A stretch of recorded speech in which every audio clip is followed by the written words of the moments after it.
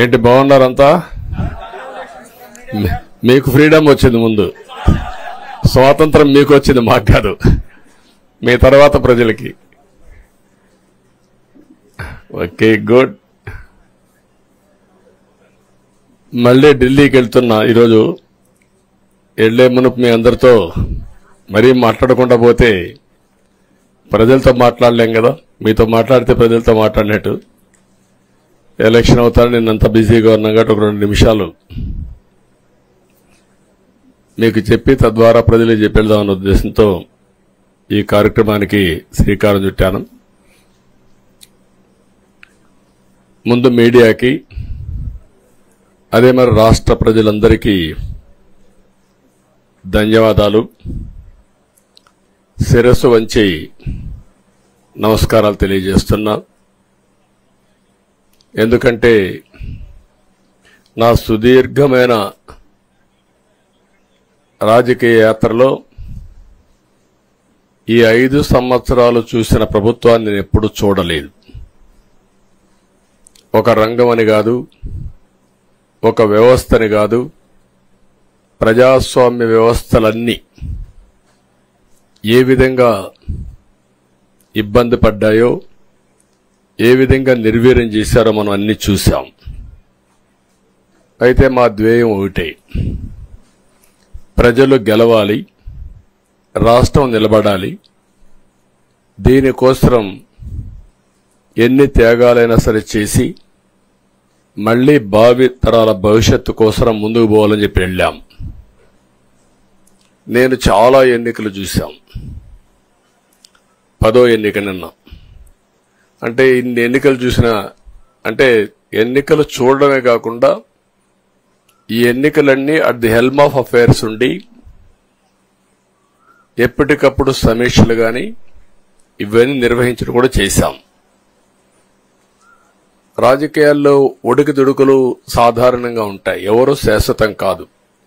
దేశం శాశ్వతం, ప్రజాస్వామ్యం శాశ్వతం, రాజకీయ పార్టీలు శాశ్వతం, అధికారం అశాశ్వతం. రాజకీయ పార్టీలు కూడా సక్రమంగా ఉంటే మళ్లీ ప్రజలు ఆదరిస్తారు. లేకపోతే రాజకీయ పార్టీలు కూడా చాలా పార్టీలు కనుమరుగైపోయినాయి. వ్యక్తులు కనుమరుగైపోయారు, రాజకీయ పార్టీలు కనుమరుగైపోతాయి. కానీ ఇంత హిస్టారికల్ ఎలక్షన్ నేను ఎప్పుడు చూడలా. నా జీవితంలో చాలా ఎలక్షన్స్ ఫేస్ చేస్తే కానీ వేవ్ కనపడేది, వ్యతిరేకత కనపడేది. కానీ ఈ ఎలక్షన్లో ఎక్కడో అమెరికాలో ఉండే వ్యక్తి ఒక 5 లక్షలు 10 లక్షలు ఖర్చు పెట్టుకొని నేను రావాలి, ఓటేయాలి, రాష్ట్రం నిలబడాలి, ప్రజలు గెలవాలి అనే ఆవేదనతో వచ్చారు. ఎక్కడో పక్క రాష్ట్రాల్లో ఎక్కడో కడుపు నిండడం కోసం కూలి పనులకైనటువంటి వ్యక్తులు, పాచి పనులు చేసుకునే వ్యక్తులు సొంత డబ్బులు పెట్టుకొని నేరుగా ఇక్కడ రైల్వే స్టేషన్లో చూస్తే, బస్టాండ్లో చూస్తే భోజనం కూడా ప్యాక్ చేసుకొని తీసుకొచ్చి ఇక్కడ భోంచేసి ఓటేసే పరిస్థితికి వచ్చారు. ఈ కమిట్మెంట్ ని ఏ విధంగా వర్ణించాలో నాకైతే అర్థం కాదు. ఏ విధంగా వాళ్ళని అభినందించాలో కూడా అర్థం కాని పరిస్థితి. అనేక ఎన్నికల్లో అనేక అనుభూతులు చూశాం. కానీ మేము అన్ని ఎన్నికల కంటే ఇది ఒక తెలుగుదేశం పార్టీ చరిత్రలో, ఆంధ్రప్రదేశ్ రాష్ట్ర ప్రజల చరిత్రలో సువర్ణాక్షరాలతో లిఖించదగ్గ ఎన్నిక. ఇది ఒక హిస్టారికల్ ఎన్నిక. ఆగస్టు క్రైసిస్ తర్వాత, ఎన్టీ రామారావు గారు పార్టీ పెట్టిన తర్వాత 83లో మేము గెలిచాం. అప్పుడు 200 సీట్లు వచ్చాయి. కొత్తగా పార్టీ పెడతానే ఎన్నికలకు వెళ్లి 9 నెలలు అధికారంలోకి వస్తే 200 సీట్లు వచ్చాయి. 94లో మీరు ఒక్కసారి చూస్తే ప్రజా వ్యతిరేకం వల్ల 3 ముఖ్యమంత్రులు మారడం వల్ల ఆ రోజు మీరు ఎన్నికలు చూస్తే దగ్గర అపోజిషన్ పార్టీకి రిక్వైర్డ్ నెంబర్, అంటే అపోజిషన్ లీడర్గా వచ్చే స్టేటస్ రాకుండా వచ్చాయి. అవన్నిటిని మరిపించే విధంగా ఈసారి ఊహించని విధంగా వచ్చింది. అంటే దానికి కారణాలు నేను ఎక్కువ చెప్పక్కర్లేదు. అనుభవించిన ప్రజలకే అర్థమవుతుంది. ఎప్పుడైనా సరే ప్రజాస్వామ్యంలో ప్రాథమిక హక్కు మాట్లాడే స్వేచ్ఛ. ఆ స్వేచ్ఛనే కోల్పోవాల్సి వచ్చింది. అదే కాదు, బ్రతికే స్వేచ్ఛ, ఆస్తులు పెట్టుకునే స్వేచ్ఛ, ఇవన్నీ కోల్పోయే పరిస్థితి వచ్చింది. అందుకే మీరు చూస్తే మొన్న ఎలక్షన్లో సరే ఏ విధంగా మేమందరం కలిసాం అవన్నీ మాకంటే ముందు మీకే తెలుసు. కలిసినప్పుడు ఎవ్రీ ఈవెంట్ ఇవి వేదిక నుంచే ప్రారంభించాం. అక్కడి నుంచి ముందుకెళ్ళాం. ఆ రోజు చెప్పాం, ఈ రోజు ఒకటి చెప్తున్నాం. మా ఆలోచన ప్రజలు గెలవాలి, రాష్ట్రం నిలబడాలి. అంతవరకు సాధించగలిగాం. 55.38% ఓట్లు పడ్డాయి. దీంట్లో తెలుగుదేశానికి 45.60% పడ్డాయి. వైసీపీకి 39.37% పడ్డాయి. ఇది ఊహించినటువంటి ఒక్కొక్కసారి 95,000 మెజారిటీ. ఒకప్పుడు నేను చార్మినార్ ఎగ్జాంపుల్ చెప్పేవాడిని. చార్మినార్ అంటే అక్కడ ఎంఐఎం కంచుకోట, అక్కడ ఎప్పుడు ఎక్కువ ఓట్లు వచ్చేటివి. ఆ తర్వాత కుప్పం, సిద్దిపేట పోటీ పడేటి రెండో స్థానానికి. అప్పుడు కూడా 70,000, 80,000, 50,000 కాడ ఆగిపోయేవాళ్ళం. ఈసారి 95,000, 94,000, మళ్ళా 92,000, 91,000. మంగళగిరి లాంటి కాన్స్టిట్యున్సీలు 91,000 మెజారిటీ.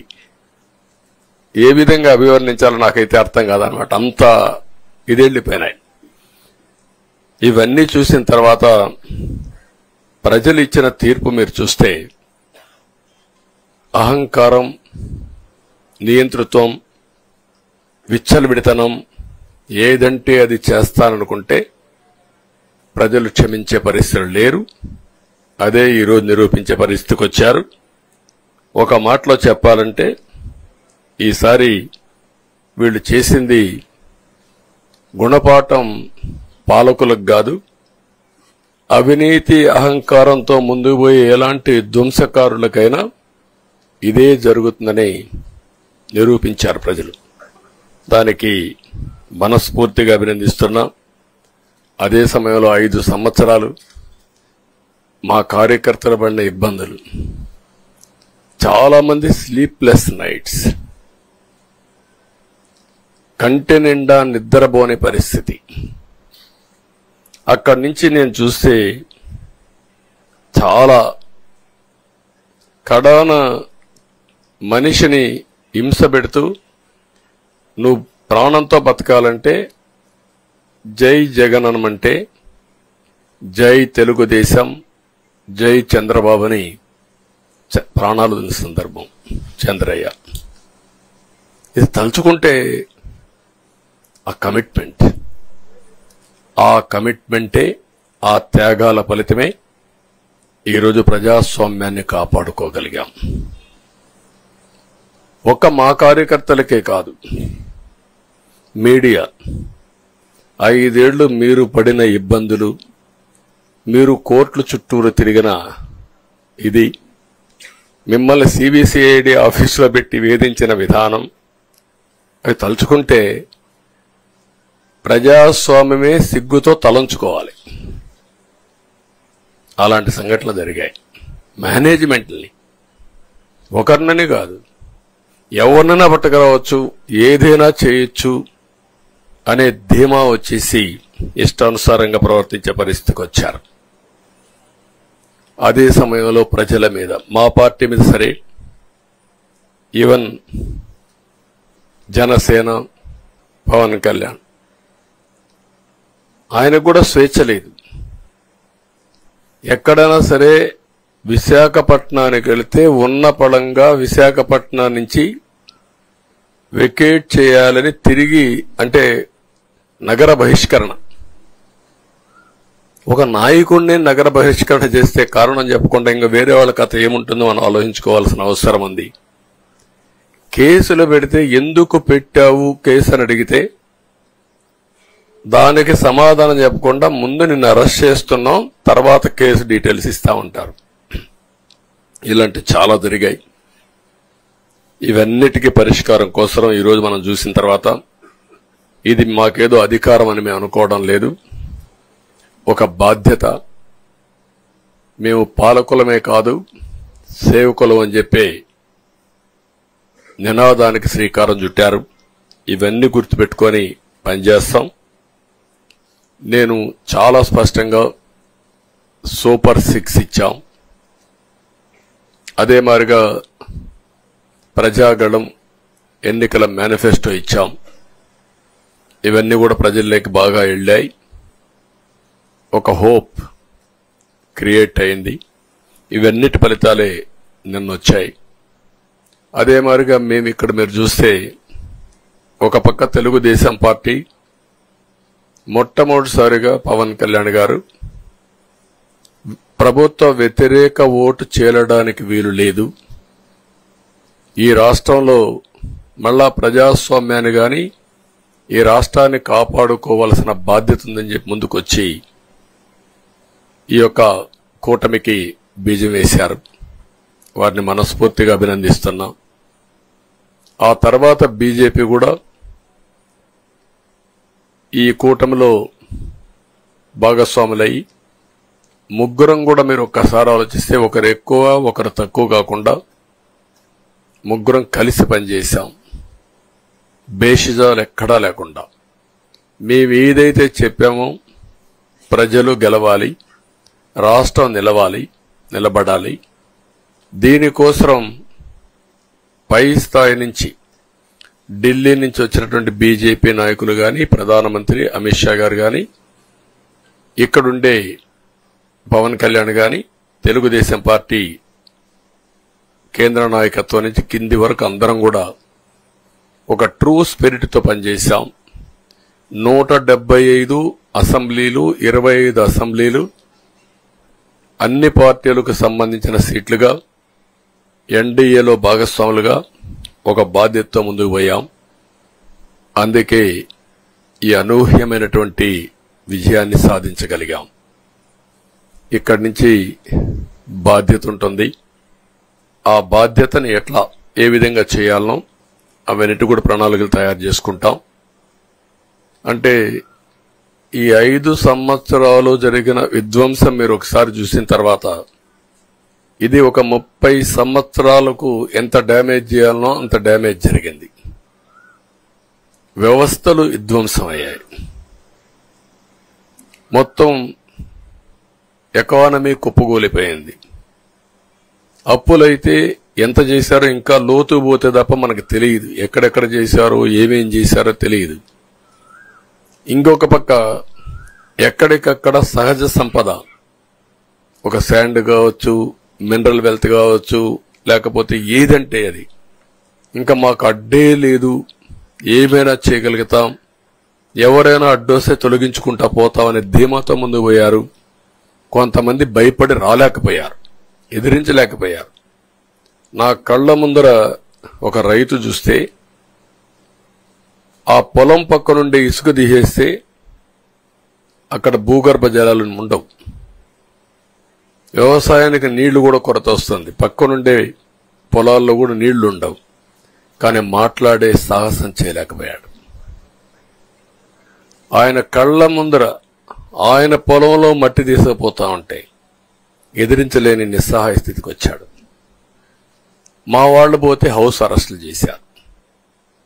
ఇవన్నీ చెప్పుకుంటూ పోతే ఒకటి కాదు, చాలా జరిగాయి. అవన్నీ కూడా ఏ విధంగా చేయాలనో చేస్తూనే మళ్లీ వ్యవస్థలన్నీ కూడా పునరుద్ధరించాల్సిన బాధ్యత ఉంది. అదే మరిగా మాకు ఒక 4-5 రోజులు ఇవన్నీ చూసిన తర్వాత డెప్త్కి పోయిన తర్వాత మీరు పేపర్లో రాసినట్టు గాని మేము మాట్లాడినట్టు గాని ఒక లెవెల్లో ఆగిపోయినాయని నా ఉద్దేశం.